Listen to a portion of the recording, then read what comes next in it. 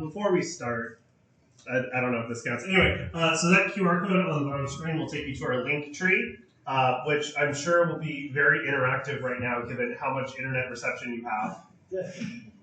Max, go home. I mean, and if it's not receptive, come up and grab a I kept saying you, and like, I think that's Max. But he hasn't yelled at me yet. I brought my partner this time. So you're real. Yes. So they can both yell at him. Okay, good job. Those of you who don't know, mostly he just jumps into group chats, hi, and talks about trains while we're watching Air Bud movies. Disappear for 8 months? Yeah, disappear for 8 months. Anyway, so that QR code, yeah, he is that Max. That QR code will take you to our Linktree, which has links to our YouTube, where we upload our panels, our Blue Sky, where mostly I just retweet political shit because we're all dying. Yeah. Our what else? I don't even remember. The Twitch. Oh yeah, our Twitch where we stream, our Discord where we don't stream, and our OnlyFans where we stream. Anyway, we are the foundation for the eradication of Gen 5 Pokemon. I'm Max. I'm Andrew. And together we're here to talk about the history of video game consoles. So, I think before we start, who here knows what a video game console is? No. This is really bad. Yeah. Well, we got to start from the beginning. What's Nintendo? So, for those of you who don't know, leave. For my purposes, yes, because that was my first console. But we'll get there. I think my dad got it for me because he wanted me to get into sports because it came with a college football. I don't know how to play college football. I scored for the other team every fucking time. Anyway, so when we talk about video game consoles, we have to click the screen. I don't know if this is going to work. We'll find out. So when we're talking about the history of video game consoles, we should probably start with the first generation of consoles. These came out in 1972, and back then, this is what you fucking got. It had controllers built into the console, so if you wanted to play with your friend, you'd have to get like uncomfortably close. And games could really just display a couple dots and a line. So as far as things to do, it was limited, but it was the 70s. Pong was high entertainment back then. If you want to go back further in time, you could. Here we have Tennis for Two, which is playable on an oscilloscope. It's made in 1958. I'm sure you could find an oscilloscope here. I'm not sure if it could play Tennis for Two, though. Yes, it could. I'm not sure if it has it downloaded. I mean... What would you need? Like a floppy disk? No, this predates floppy disks. A receipt ticker tape? I don't know, man. Here's the thing, though. An oscilloscope doesn't fit in your room comfortably. It fits in your room because it becomes your room. And that's not a video game console. That's just a carnival attraction. Also may give you cancer, but details. Chris? Which side of the room are you on? The west side. I'm not up there. Yeah, exactly. So you know what you can do? Shut the fuck up. Exactly. Everyone else is cool, though. So this is the first console out of the gate. It was the Magnavox Odyssey. It's pretty cool. It had cartridges. It was the only console in the time to have cartridges. That's not because you could go and buy the newest version of Grand Theft Auto horse carriage or whatever they were making back then. It was because the Odyssey determined what game it would play through a series of switches in the console that the cartridge would flip for you. So in theory, you could break in there and flip it so it'll let you play ski instead of Pong. But I don't think most people nowadays could do that. And back in the 70s, people didn't even know how to plug things into a wall. So it was better to have a cartridge. It also came with all of this weird other shit that I'm sure you could get in a Dollar Tree party pack. Video games were not very, interesting back then. You had to keep poker chips and money and playing cards and dice. There were screen overlays, because if you were playing Haunted Mansion, you need to have a screen overlay that blocked where the things were for you. It was not technologically interesting. But it was cheap, and, it was the first thing you could get. The Magnavox Odyssey sold about 1/3 units, which, by today's standards, isn't even half an Ouya. But back then, pretty impressive. Nintendo... No, wait, this is still the Odyssey. Yeah. They kept making Odysseys. Here's the thing. Nowadays, you get the new game, and it's like, oh, this is exciting. Back then, it's, oh, I'm going to get the new Odyssey. It has scoring on it. It has a sound card. I can finally listen to things.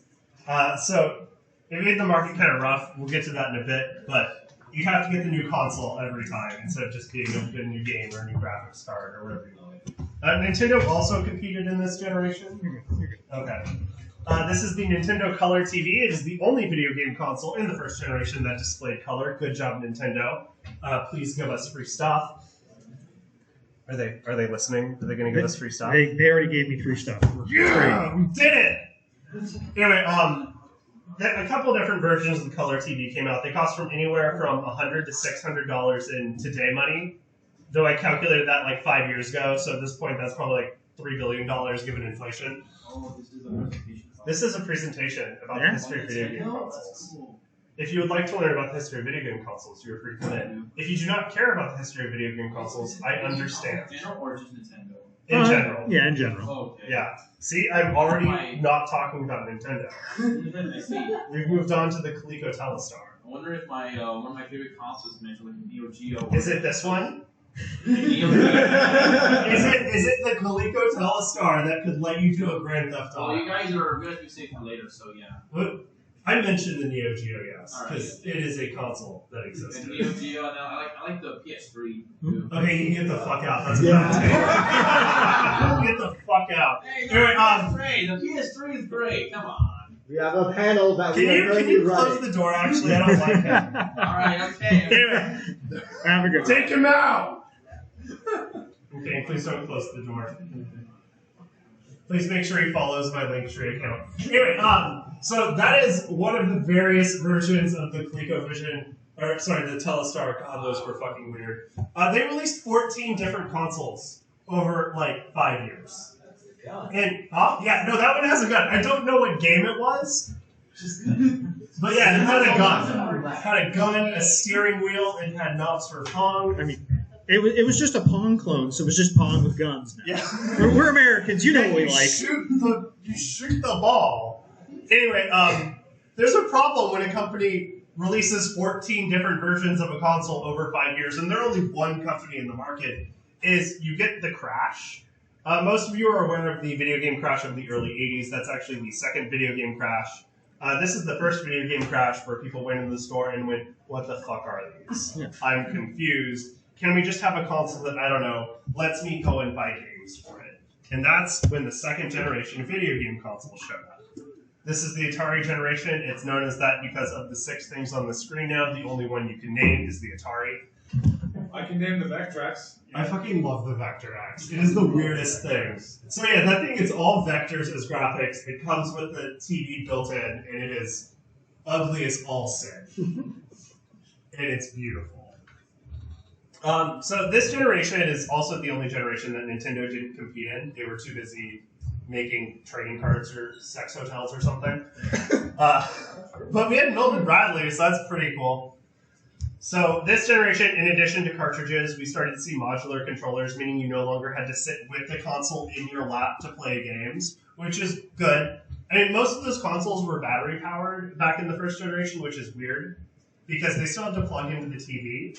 My theory was that it's very hard to move an old television, so instead of letting someone like move the TV out so you could plug the console in, they're like, let's just put some 9 volts in it and have a good time. This wasn't the case. They actually had to plug into the wall. We've had modular controllers and video games. First out of the gate was Fairchild Channel F, very innovative console, being the first one that lets you play cartridges. And as we all know, the first one out of the gate fails dramatically. No one thought of Fairchild Channel F. Is it because the controllers look like Microsoft Flight Simulator sticks for the Wii? Maybe. Or maybe it was ahead of its time. Who knows? Either way, it's gone. Next, we have the double visions. This is the ColecoVision and the Intellivision. You might be going, that's really confusing. Which one's which? I honestly don't remember. I made this slide 6 years ago. So the Intellivision came with hardwired controllers that had 16 buttons. And it's not like, the Xbox controller where we can like push in the joystick and that counts as a button. No, it's just a whole number keypad for some reason. Not great. It also had a speech synthesizer. If you all remember, speech synthesizers on the video game consoles you played, and they're kind of shit. And then you think about Hey You Pikachu, and that was kind of shit. Imagine worse than Hey You Pikachu, because it's the 80s. It sold poorly. So that's how it goes. We also had the ColecoVision, and the ColecoVision was great at plagiarism. It's basically the Elon Musk of video game consoles. You know what it did? They would, our games suck. We should sell an Atari add-on so people can just buy Atari games and play them on our console. And here's the thing. Most video game companies make money off of selling licensing fees for games. They're not getting licensing fees with an add-on that lets people buy Atari games. Atari gets that money. It didn't work out. Next we have the Odyssey Square. I'm pretty sure this is a real console. Yeah. It was a weird time where people were like, wait, are video game consoles like also computers? Let's just put a full QWERTY keyboard on it and see how it goes. This is also technically the precursor to the Philips CDI. You're just like, wow, no wonder it's so bad. Follow up. Who would let whoever designed this make a Nintendo console? We should take it up with them upstairs. And then we have the Atari. Thank you. It's not the Darth Vader version. I know that's the cooler one, but I don't have it. Mine broke. The Atari outsold everything else in this generation 4-1. So it's just not real competition. It was a very forward-thinking console, so forward-thinking that it's actually compatible with Sega Genesis controllers. If you don't know, we haven't talked about the Genesis yet. That's because it hasn't come out yet. This also is where we started getting video games as a genre. Before that, I mean, I guess you could say Pong was sports. But at this point, we were starting to get things like Pitfall, which was a precursor to the action-adventure platformer games that we became used to in later generations. Or Adventure, which was somehow not the precursor to action-adventure platformer games. It was the first RPG. This is because some point in this generation, developers realized, wait a minute, we could just make video games instead of making our own goddamn console to sell video games. Because it's hard to make a console. There's only so much space on the shelf. A lot easier to fit like 10 different games on it. Or 100 or 1,000, and they're all shit, and then we move on. Yeah, and that brings us to the third generation. Oh, I had this off the whole time. Good job, Max. You're welcome. All right, Generation 3 introduced some consoles that people might actually know, with the SG-1000 in Japan and the Atari 7800. So the SG-1000 might not look that familiar because that was the Japan-only exclusive version. They decided rebranded as the Sega Master System when it came out in the U.S. They also rebranded it like 17 other times, including the Master System Girl, which was a real thing. It was pink. Yeah. I would like to note, at least they didn't call it the Master System in Germany. Yeah. And as of like 2016, when I last did my research on this, you could still go buy a Master System in Brazil today. Because they really love them in Brazil. I want to know, we have tried to find data indicating you can still, and every time someone says it, they just link to that same 2016 source. Yeah. But as in 2016, they sold like, was this 100,000, 60,000? 150,000. Yeah. So they're still selling a decent amount in 2016. They're like, what, a century away from beating the NES in sales? Yeah. And then, of course, the Nintendo Entertainment System came out in Generation 3 as well. So there were a few other consoles in Generation 3. Do you recognize any of these? I hope not, because they were terrible. Here they're Don't dox yourself. See, the only one I've heard of is the Commodore 64, and that's because it's a meme, not because it's actually a real console. I played Kickman on that. Did you enjoy it? Exactly. Remember? Yeah, you like ride a unicycle and kick balloons. It's fucking weird. Because all of these consoles were bad, it was bad for the market. In fact, it caused the North American video game crash of '83, where the market contracted by 97%. That's bad news for any market. But what were the main causes? Because it wasn't just having a bunch of different consoles. Many different consoles was the first reason, because when you went to the store and you're like, so which console do I get? You're only going to get the one you've heard good things about, and if you don't know if the other ones, you're not going to buy the other ones. I mean, you know how bad your grandma was at buying you Mario for the PS5, so... Yeah. And stores only had so much space to stock things, so with bad games and bad consoles, they would have to pick and choose what to stock, and everything else just got thrown away and didn't get sold. So you could only buy the things the stores would allow you to buy, and it was not great because there was also a lot of shovelware games like ET, where companies were getting a license and then just pumping out a game as fast as they could just to get some money back because they weren't putting any into it. So it was just basically a cash grab. So with your grandma buying you terrible games for Christmas, you weren't getting a good experience, so it made a lot of people back away from the industry. And then the final reason was because of competition from home computers. Because home computers were getting more powerful hardware, so they were being able to play actual games that were comparable to home consoles as well. And it could also be used for things other than games, like word processing. So it was much easier to sell it to your wife saying, hey, let's get this, we can use it for our taxes, instead of just buying the Mario machine and trying to claim it's for your kid and not for you. But there was also a price war going on with Commodore and Texas Instruments that brought the home PC price point down to about what a console was. So it was actually more of a discussion of which you wanted to get. But what saved the day? In came Nintendo. They released the NES, and came with a robot. And they had some great ideas like hiring a QA guy, because beforehand, like we said, they were just shovelware, just putting whatever game out they could as much as they can.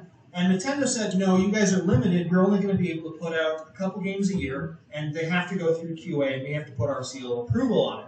So sort of this led to an increase in kind of pirate cartridge makers, where they would just make the cartridge themselves instead of going through Nintendo to make the cartridge. But I mean, that raised the costs on them, and people would shy away from that because they didn't want to shoulder the cost of actually creating those cartridges. And because they wouldn't have the seal, then people could point to that and say, oh, it's not a good game, don't get that. So this also led, because before this, most of the video game market was here in the United States. With Nintendo taking the forefront and kind of saving the industry really shifted from the United States to Japan as the primary point of it.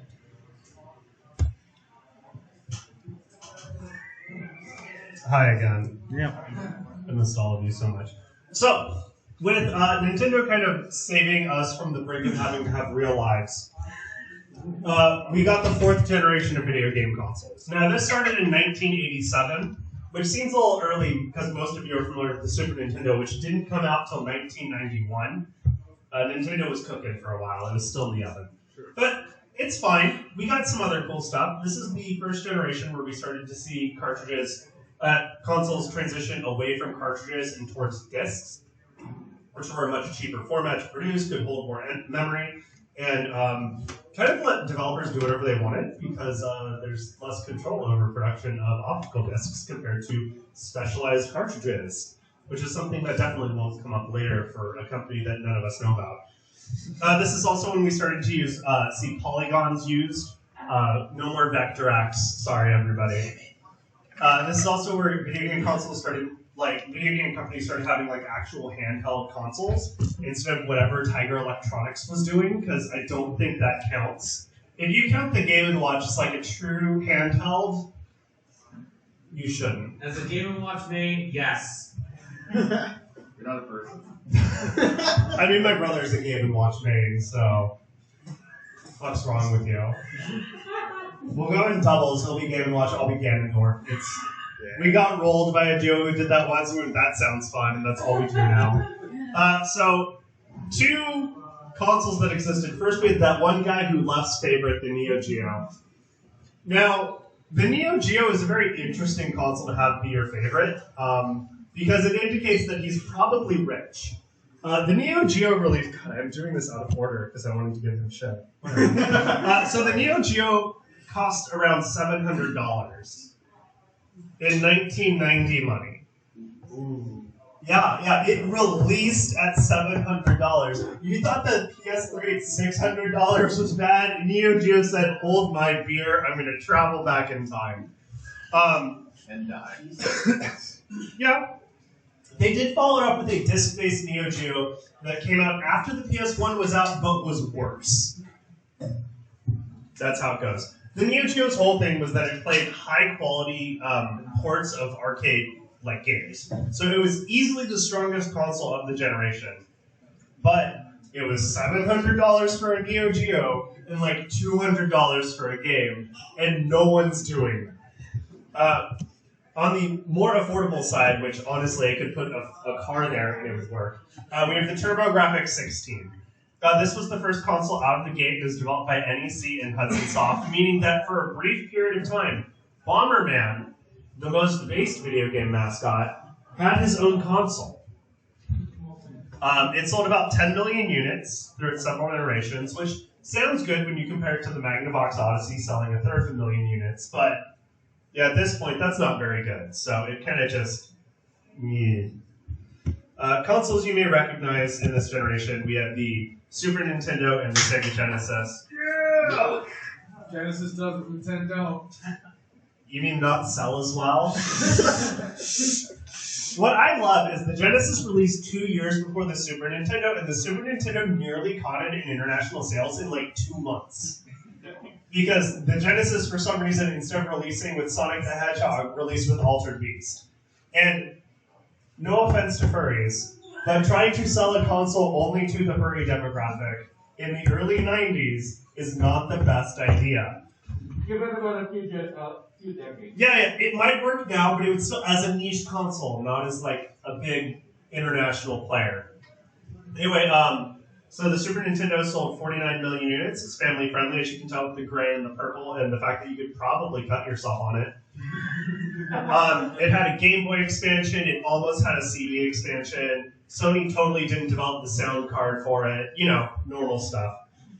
Then we have the Genesis, which sold about 33 million units. It's edgy and cool, but not as edgy. It's very smooth. You probably won't hurt yourself with it. It had a CD expansion. It had a 32-bit expansion because money. And yeah, Sega just went, we finally have a success. Let's keep just adding things to make it last longer, and didn't realize that that made everyone go, wow, we hate you.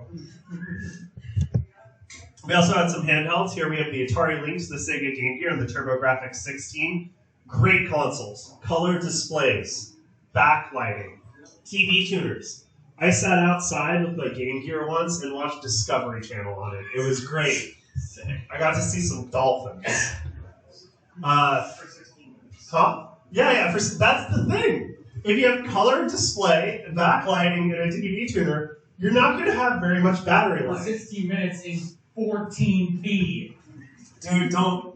It was a magical night for me. It's a core memory. Yeah. Anyway, so the sales numbers here: Atari Lynx less than 1 million, TurboGrafx, Turbo Express 1.5 million, Sega Game Gear 11 million, Game Boy way more than that. Over 100 million. Over 100. It outsold those collectively 8-1. Because while they had fancy graphics and the ability to see your character on the screen, what they didn't have was the ability to finish a game on a bus ride. Also Tetris. Also Tetris. Also, it was only $100, which was a lot less than the other stuff. I think, like, I put in 4 AA's in one of those things. I know it says you only get like 14 hours. I swear I got 30. Yeah. All right. Great console. Let's move on. All right. That brings us to the 5th generation. Wait. Not Pokemon. Thank you. If you haven't seen the name of our group. All right, If but you now showed is up- where we transition to 3 dimensions in games. It was not the gimmicky movie 3D or whatever Star Fox was doing previous, but like actual You're polygon. giving me a headache. Yeah. And then as when cartridges really fell out of favor and optical discs became the primary form, except for Nintendo, they didn't get that memo. And then this was kind of where the market started to shift, where Nintendo stopped being like the king anymore. Sega kind of gives up, and Atari stopped trying to be relevant. No, Sega actively failed. There's a difference. They tried, and it did not go No, they well. tried to fail, and they succeeded at that. All right, so the first consoles out of the gate was the 3DO, Hype to High Heaven, Time Magazine Product of the Year. Yeah! It had several advanced features, they claimed. However, it had a significant issue where it couldn't be sold at a loss.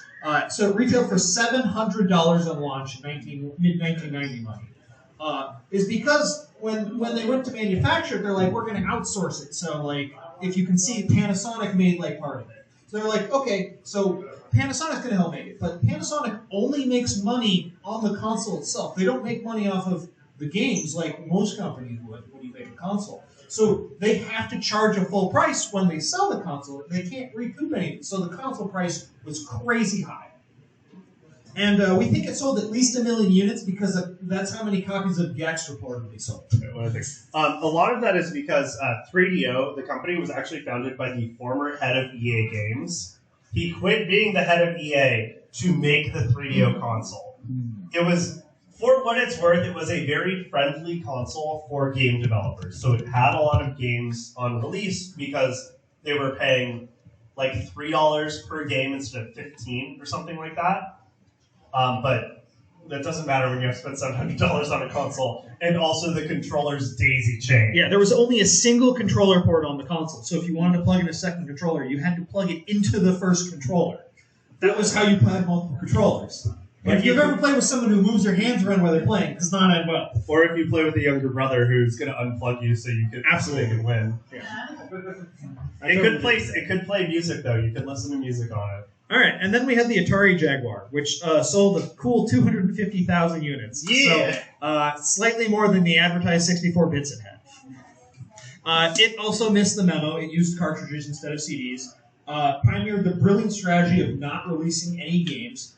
And it was graphically superior to its contemporaries, but it had 5 CPUs, which was a lot, and it was a nightmare to program for. So devs got lazy, and they programmed for one of the CPUs. The problem is, so the easiest CPU for them to program for was the same one that existed in the Super Nintendo and the Genesis. But that one was not designed in the Atari Jaguar to actually run games. So they would port games over from the Super Nintendo or the Genesis, and they would run worse than the original versions, despite being on a better console, because they were not actually made to be played on that console. They were just a quick, dirty port. Yeah, so nobody believed them when they said that they were graphically superior. And then because they did so well, they threatened to sue Sony for price dumping once the PlayStation came out. Speaking of dumping... yeah, and when they released the CD add-on, it totally didn't make it look like a toilet. not a great business move yet. Price dump here. They did Skibidi Toilet 30 years before Skibidi Oh, Toilet. don't do that. Alright, and so I'm going to count the 32X as Gen 5. It initially sold well, but cratered almost immediately because when the 32X released in the United States, the Sega's next console was already out in Japan. So it was either get 32X or wait like 6 months for a Saturn. Well, Initially a year, but then, it became 6 months. Yeah. And it was produced as a stopgap because they're like, well, we want a console in between the Saturn and the Genesis, but most of the way through development, they're like, well, the Saturn's like almost coming out. Let's just release this as an add-on instead of a standalone console. And then the Saturn was a whole adventure where they tried doing a surprise launch. And they didn't tell anyone about it. They didn't tell their development partners, so no games were ready when they launched it. They were 6 months out, and they didn't tell their distributors that it was coming, so nobody had them when the new launch date. And they didn't have enough to give to some of those distributors. Like KB Toys didn't get any, so they promptly blacklisted Sega and refused to sell their products moving forward. A policy most other companies adopted a few years later. Yeah. And the Saturn also had 2 discrete CPUs and used quadrilaterals instead of triangles, so you couldn't easily port anything, and it was harder to program for, so people didn't make games for it very much. Also sold at $400, which was pretty expensive for the generation. In fact, I remember hearing that the second CPU was slapped on after they saw what the PlayStation could do and said, we need more power. Yeah. But hey, at least the controllers were cool, right? Hell yeah. I'm pretty sure that's a Walkman. I put a CD into it and listen to music, right? And then we have the Nintendo 64, which was somehow the most powerful hardware of the generation. But they were held back because they were still using cartridges instead of discs. Sure, the cartridges loaded a lot faster, but that was all they did. They had much smaller games on it and were more expensive to manufacture, so less people wanted to manufacture. Nintendo was honestly really held up by their amazing first-party lineup for this generation, because third-party developers mostly shifted onto Sony because Sony was very welcoming to them. Fun fact, there are still games coming out for it to this day.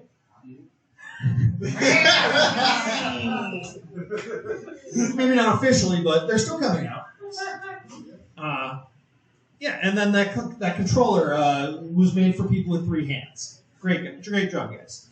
And then we had the PlayStation, which outsold the combined competition 2-1, and it basically just didn't make any of the mistakes everyone else did this generation. It used CDs, so it was easy to manufacture. The games could be pretty immersive and large, and just load time suffered. Straightforward hardware, so third-party developers were interested in programming for it because it wasn't difficult, and it didn't retail for $700. $299. Yeah. In fact, $99. they actively reached out. One of the greatest E3 press conferences. Much better than Sega being like, oh, you can buy one right now. If you can find them. Good luck. Yeah. It's a scavenger hunt. Yeah, so they actively reached out to third-party developers to try to make development as easy as possible. Because the community were cheap, Nintendo was a lot harder to work with, so a lot of people, third-party developers, went with the PlayStation for their games. And we're pretty sure this exists because Sony was spiteful at Nintendo, because they were originally working on a video game console together, but I believe the contract was very favorable to Sony, so Nintendo backed out of it and kind of left them hanging. I believe Sony announced they were working with Nintendo on a console, and then later in the day, Nintendo announced they were ditching. They went to Philips, and we know how that worked. Yeah, it was amazing. One of the best moves ever done for Sony. I'm just sad they didn't put Dash Station at the end of all of their titles. Big miss. See, Nintendo got it with the 64.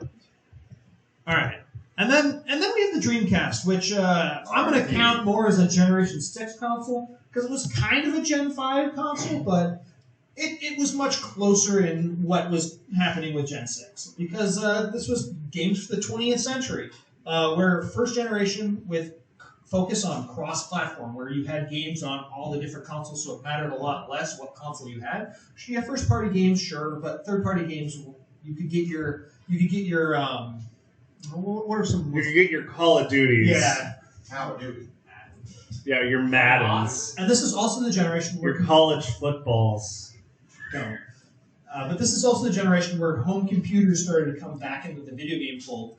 Well, sure, they had their own things in the 90s, like Roller Coaster Tycoon, Age of Empires, but those didn't translate well to consoles and controllers. So this is where PC started getting the games that the consoles themselves had too. This is also when America returned to the console market, because we hadn't had an American console in quite a while. Because as we all know, Magnavox was doing so well. Online multiplayer became a thing in this generation. And then we decided that 2 joysticks was the way to go, and nobody ever looked back. So first off, we had the PlayStation 2, which was the absolute king of this generation, with no holds barred. But the question was why? It's because it was a DVD player. DVD was this new media format. You didn't have to rewind. It was great. It didn't deteriorate over time like those VHSs. So coming out as a DVD player let them leverage the new market, because as more PlayStation 2 sold, more people bought DVDs, and they transitioned more to DVDs, so more people bought PlayStation 2. So it was a fantastic feedback loop that really rewarded PlayStation. And it outsold the competition 3-1 combined. So they had good games, and basically it just kind of carried the success of the first PlayStation. They continued kind of currying favor with third-party developers. So they had lots of good games, wide market. It was cheaper than most, and the DVD player. So if you had cool parents, when they went to go buy a DVD player, they got you a PlayStation 2 instead of getting, a DVD player like my parents. Honey, I don't want the PS2 because it's a video game console. I want it so we can watch movies together. Exactly. Just like we needed that Commodore 64 to do taxes. All right, and then we had the handhelds for the generation. N-Gage. Yeah, so N-Gage existed, and we're not sure if the tap Don't waves say that about my taco phone. Actually existed. Max, what was your experience with that? Okay, so as a proud former N-Gage owner, I know I'm fucking sorry. Original generation N-Gages were interesting in that you would think that's a cell phone. That thing is a cell phone and a video game console. Existed before you could pick up your phone and play Pokemon Unite or whatever. you would think you'd hold it at your head like this, like a phone. No, you hold it like this, like a taco. Because the speaker and the microphone are both on the long edge for some reason. Also, if you've noticed, 16:9, it's like the Game Boy screen is longer than it is tall. The N gauge is taller than it is long, which is absolutely terrible for most video games. Yeah, not great for platform. Imagine playing Sonic on that. You can. You can, and I've done it, and it was miserable. Almost as bad as the fact that you have to remove the battery from the N gauge to swap the game out. Yeah. Right? Who made that design decision? 3 million sales, baby. They don't make them like they used to. No. You gotta admit that when you have that certain console that you have, and when you buy it, you feel like either, oh my god, this is the greatest thing of my entire life, or parents are like, damn, I wasted that money on my kid. Yeah, it was a waste of money. I mean, for me, I just got it because my mom's like, you need a cell phone, and I was like, bet. And then you got a limited edition iPhone 14 with gigabytes. No, I got an N gauge because I'm a man.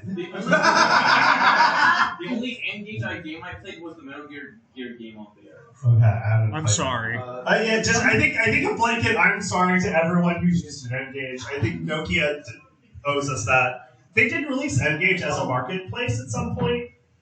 I don't know, whatever. We're going to talk about the 7th generation of video game consoles now. This is Game Wave. I don't know how many of those sold. What the hell is that? I was still probably like five. So what happened was after Sony was like, we have a video game console, it's a DVD player. We had a lot of companies who were like, we have DVD players, we could make them video game consoles. So you got stuff like the Game Wave. Terrible, yes. In theory, could have been interesting if there was a company that just sold chips for DVD players that made them like sort of game consoles, and you could get like Outbreak or play the Shrek 2 DVD games better. But I don't think that exists. I think someone tried to do something worse than that idea. But yeah, this was a common thing in the mid-2000s. Those of you with dumb parents remember. But hey, it has a VeggieTales game on it. That makes Hell fucking yeah, baby, let's go. So at this point, yeah, video game consoles were becoming multimedia devices because people like to only have one device plugged in at a time. So at this point, we kind of saw a solidification of the market around the big three that we were still used to: Sony, Microsoft, Nintendo. Wild that they've just been the only companies for 25 years, but that's how it is. Otherwise, better graphics, better processing, better online. So here we have the Xbox 360 and the PS3. Here's the thing. Sony shit the bed in this generation. They came in with a $600 console that could play Blu-rays. Their theory was that everybody was ready to replace their DVD collection with Blu-rays, even though they just got their DVD collection like 3 years ago. No one wanted to do that. Adding to the confusion there, Microsoft was working with HD DVD, so there was confusion about which format was going to supplant DVD. Ultimately, Blu-ray won because they had porn. That's not a joke. No, that is real. That is a real thing. But by the time Blu-ray won, everyone just got confused. People went, I'm just going to keep my DVD. I don't need a Blu-ray. Never underestimate the porn industry. Yeah, never underestimate the power of animated porn. Anyway, the PS3 didn't sell well. It didn't sell well initially. And actually, if you exclude Japan, Xbox did outsell it internationally. But no one in Japan would be caught dead owning an Xbox. They don't like American-made consoles. I wonder why. And, nowadays, I don't blame them. Basically, Microsoft tried to pivot to becoming a multimedia device and to and everyone's going to play Kinect games. And once they kind of gave up that hardcore gamer word demographic, the PlayStation came in and won over all of those terrible people. Games now. Yeah, it always had games. The thing is, they just went, hey guys, we have Last of Us, and Xbox just released connect whitewater rafting. They don't care about you anymore. You're an oppressed class. Anita Sarkeesian's after you. I hate it here. Anyway, then there's Nintendo Wii. It sold 101 million units. I know Nintendo did win the generation, but honestly not by much. That's because despite the fact that me and my buddy Andrew here had to camp out for Nintendo Wiis, and only I got one because I'm fucking cool.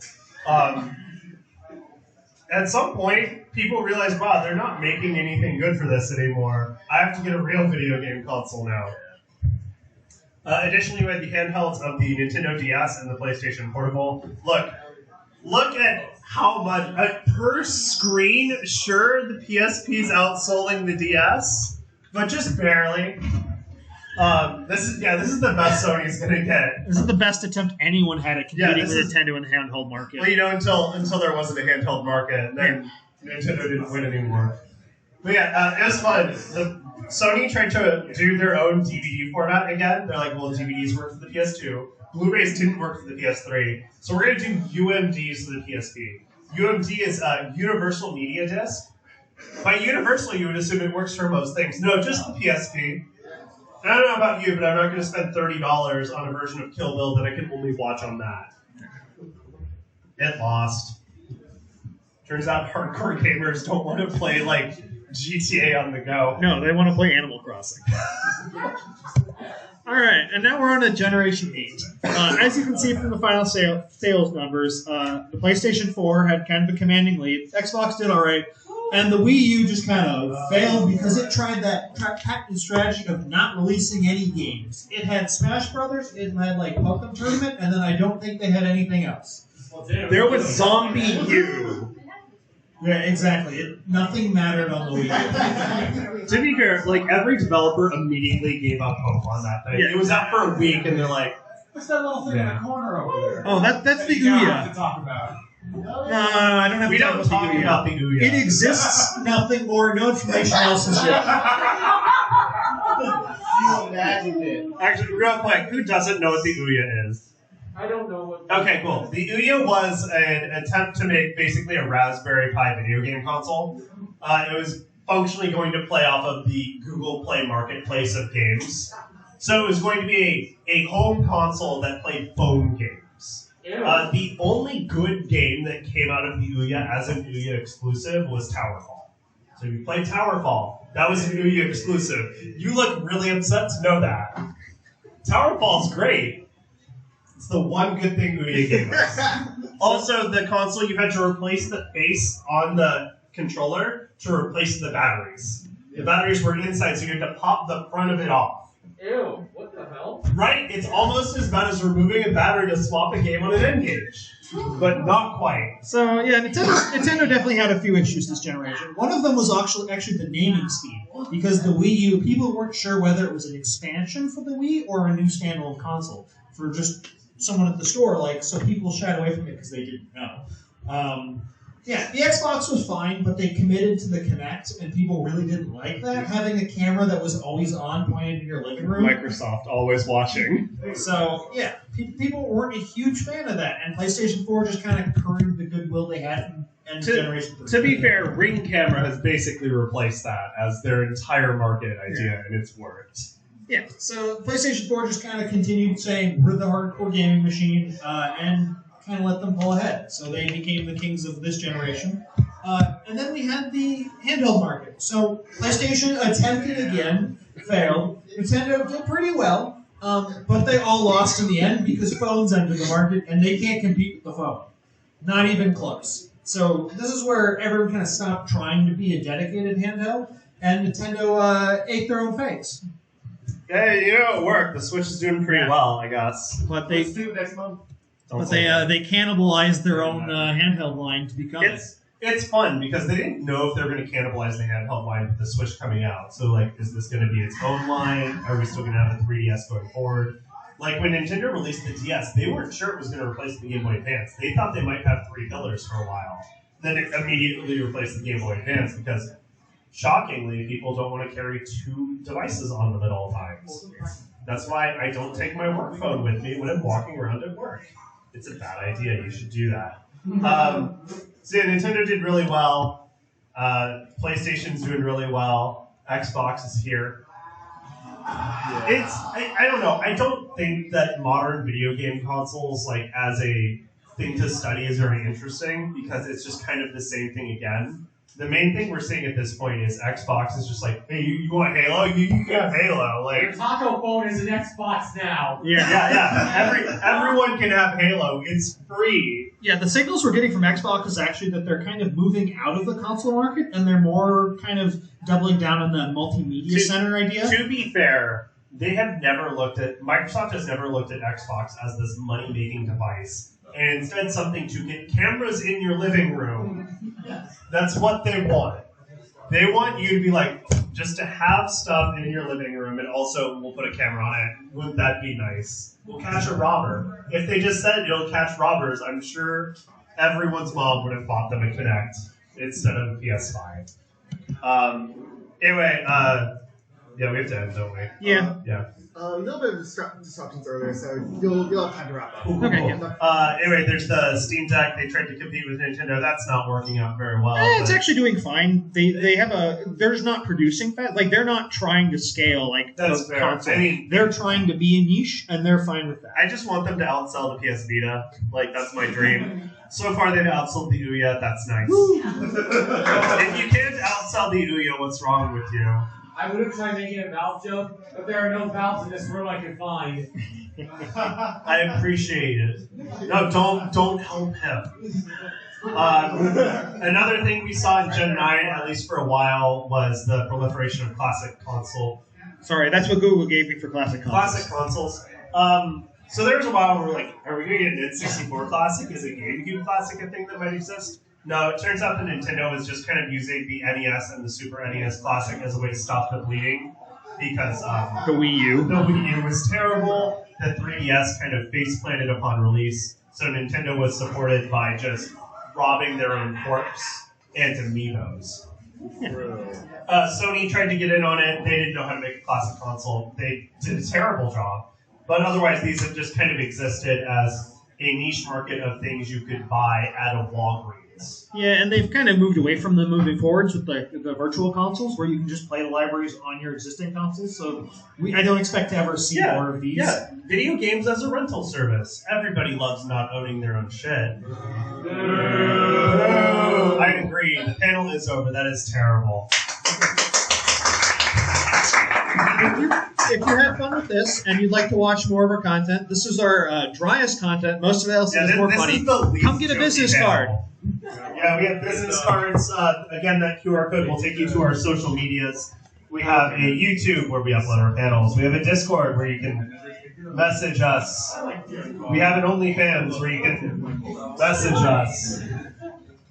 That's it. That's all we have. I know nobody went to the OnlyFans because we didn't hear the laughing. Yeah, but there's no reception down here. I think you're coming again. If you'd like a business card, come get a business card.